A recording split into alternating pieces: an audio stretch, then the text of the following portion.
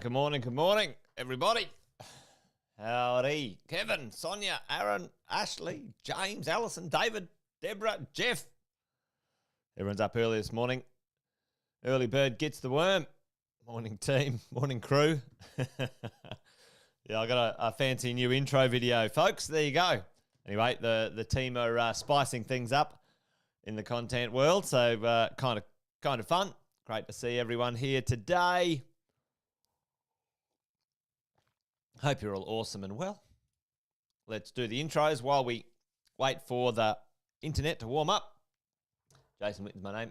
Most of you know that already, but if you don't, there you go. That's who I am. Let us know if you're new. We do have a fair few people joining our coaching and mentoring program often. About 45 joined in the month of November. So welcome if you are new. If you're new and you're dropping by and you're saying hello and might be the first time or you're coming back, let us know. Let us know how you're rolling. Let us know where you're coming in from in this fun, funky world. Kevin's all the way from Florida in the States, and I'm sure many of you are scattered around Oz, wherever you are. Thanks for joining. Great to have you here on this marvellous Monday. Over the next few days, I'm going to be down in Sydney doing some training with my business crew, the K2 Mastermind community, Kerr and Ray, and our business program that myself and Shay do. So I might be out of action for a couple of days, but I'll let you know, folks. But today I thought we would talk about debt. D-E-B-T, debit, debt. Four-letter word. No, it's not. It's absolutely fantastic. And a lot of debt gets a bad rap. Debt gets a bad rap, folks. And for me, if you understand, there you go. Steph, good morning to you. Lee, all the way from Tasmania. Great to have you with us. Lee, if you understand debt and how to use it, it can be super powerful. It can help you gain returns and certainly can help you as a property investor. But let's talk about that this morning. That's what I thought we would talk about. Maybe debt recycling, equity arbitrage, good debt, bad debt, etc., etc., etc.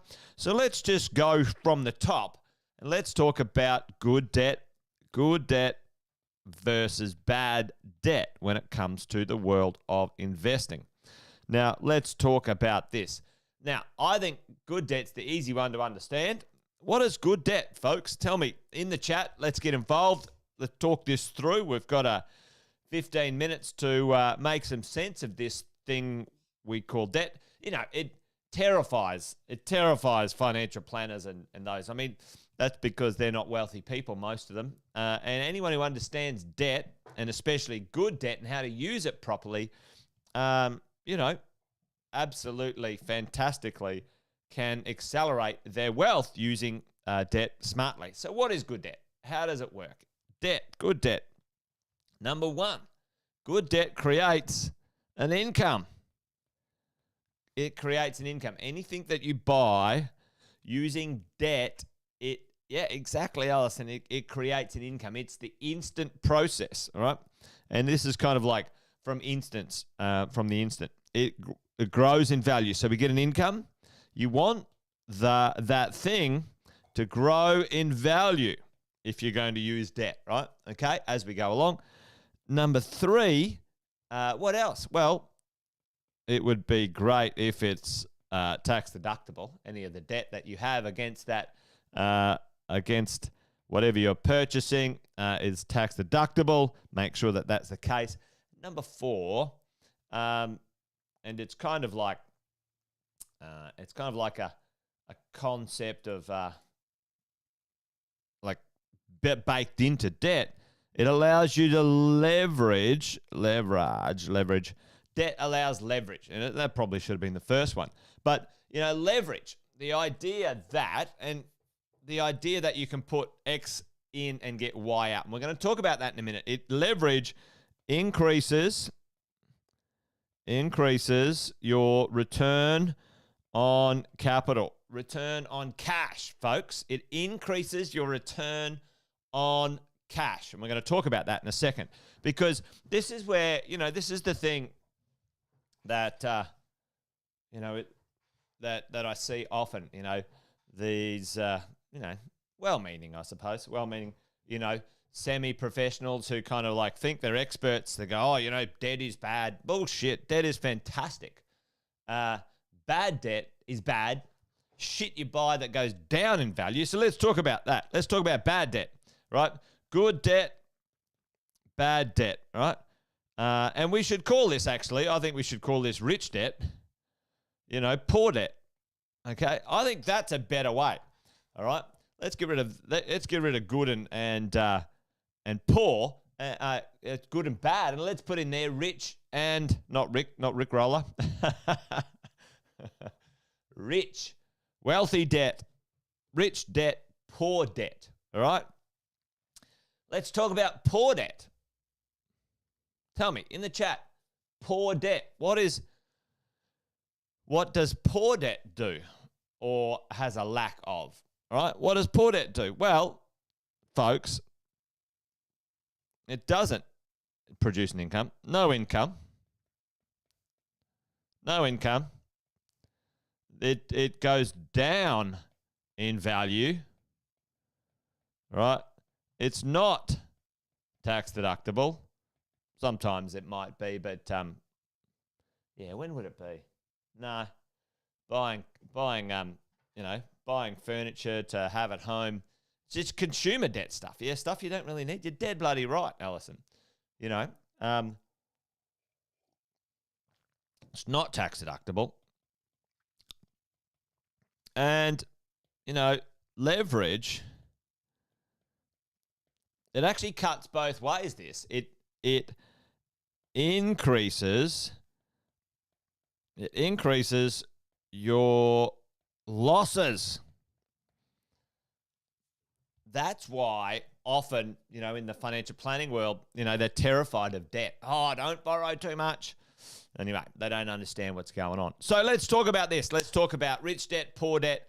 Let's talk about equity arbitrage. Let's talk about what I want to sort of take you through right now is this return on cash, return on capital, and how does it work? How does leverage work in our favor?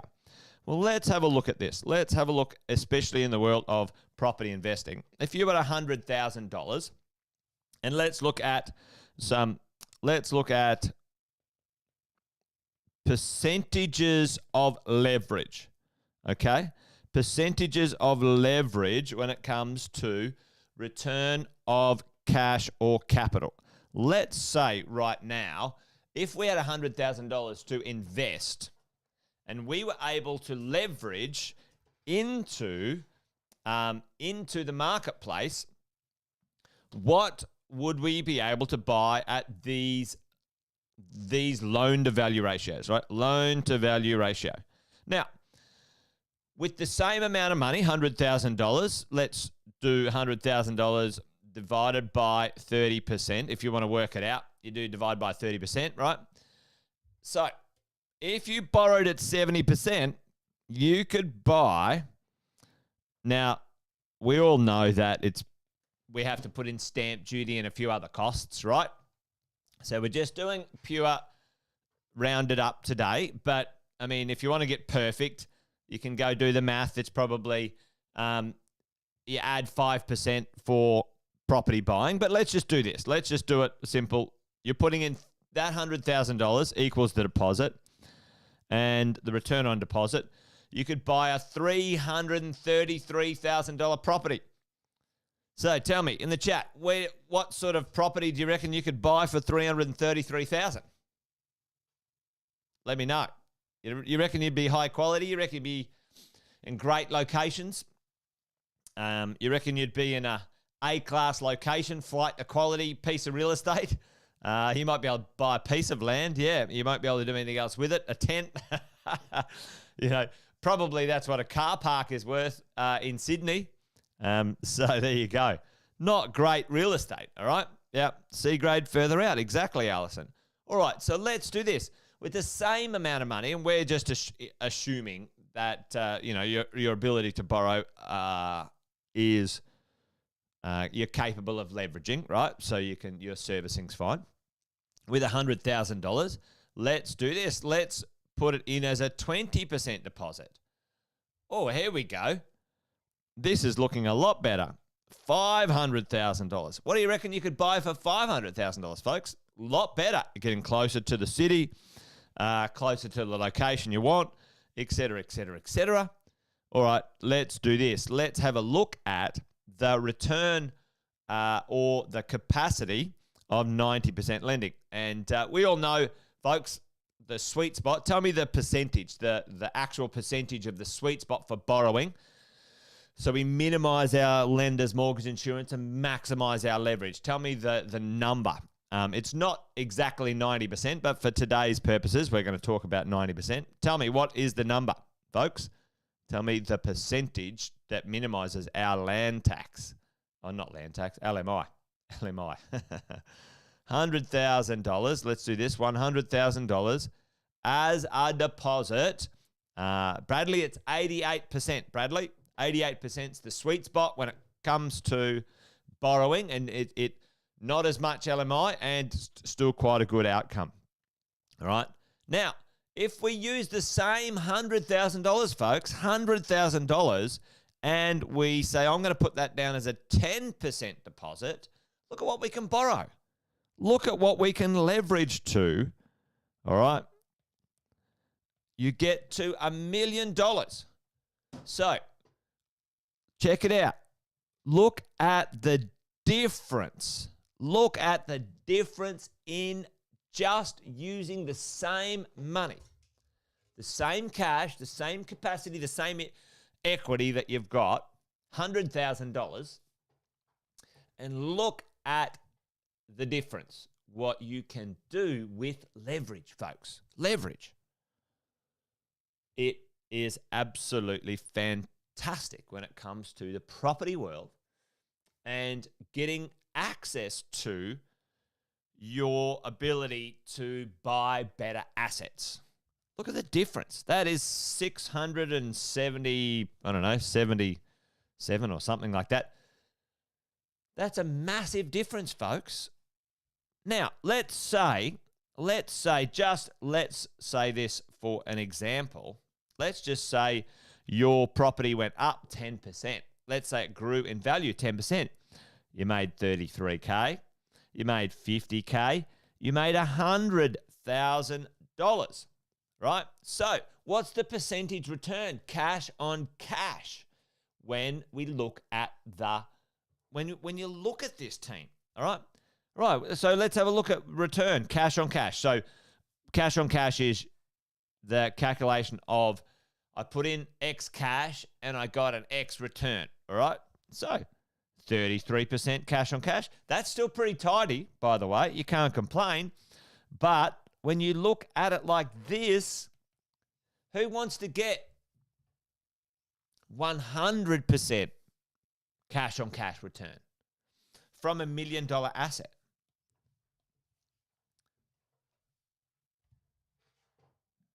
Same money, hear me now, same cash, folks.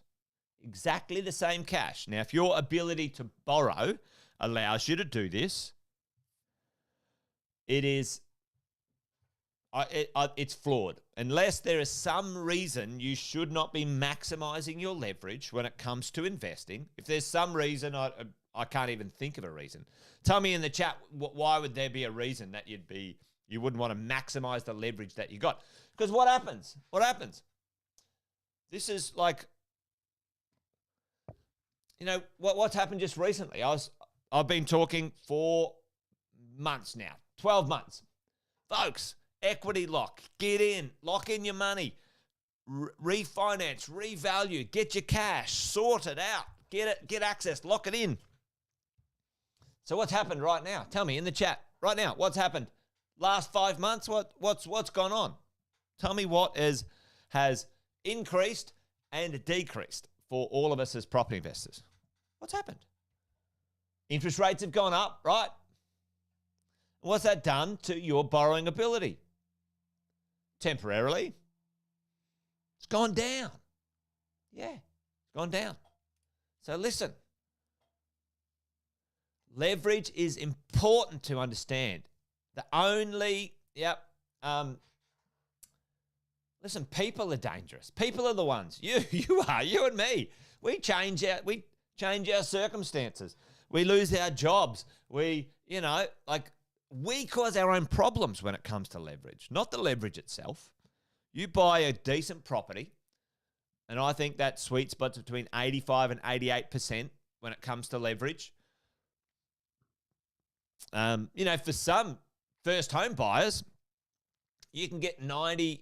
The government will fling you some lender's mortgage insurance and all sorts of stuff, right? But what are we talking about? We're talking about the return. You as an investor, tell me, do you want to get 33% or do you want to get 100% return on capital? Do you want to buy $1 million property or do you want to buy a $333,000 property? And do you know what? That's the difference. The difference is in 15 or 20 years' time, how you behave and use a leverage wisely and smartly will be significantly different. Imagine 15 or 20 years of capital growth on $1 million property compounding compared to a $333,000 property. Folks, listen to me. Listen to me. Use leverage wisely. Don't burn your ability to borrow when you've got it, okay? Because it changes, and sometimes it changes for the better, and sometimes it changes for the worse. We've still got some interest rate rises coming, folks. There's probably 2 or 3 more, okay? I don't know. I reckon there's a 50% chance that the interest rates aren't going to go up. I think potentially for Christmas, the old RBA might give it a rest. Let's see. We shall see. Totally, Alison. And what happens is many investors confuse, like, oh, I've got to have positive cash flow. I mean, yeah, that's good. But in the beginning, you're not buying the properties for you to have extra cash flow. You're buying the properties to create wealth, to grow the equity, to give the equity back as fast as possible. So you buy a better property. You don't buy a piece of crap, gives you $20 a week positive cash flow, but doesn't grow in value and it's not going to give you equity back. All right, anyway. So we've had a little bit of a conversation, and I think I'm going to do part 2 tomorrow. Let's do part 2 tomorrow. Part 2 is going to be debt recycling, recycling, and equity arbitrage, folks. Arbitrage. Because today we talked about leverage, good debt, bad debt, which is rich debt and poor debt, all right? Rich debt, poor debt. And we talked about cash on cash, return on your money. What can we do with it? What can we do later as we acquire? We're going to do part 2 of debt. Part 2 of debt is going to be debt recycling and equity arbitrage tomorrow. All right. I was going to try and get it done today, but as things tend to happen, takes a little bit longer for me to get out my message. Anyway, a little bit ranty. Got sidetracked. All right, folks, that's it. Wealth Coffee Chat done and dusted. You guys be awesome, be well. Join me tomorrow for part 2 of the Wealth Coffee Chit Chat. We'll do debt recycling and equity arbitrage tomorrow. Thanks, Brad. All right, folks, that's it. I'm done. Wealth Coffee Chat over and out. Join me tomorrow for another one. You guys be awesome, be well. Bye, folks. Have a good day.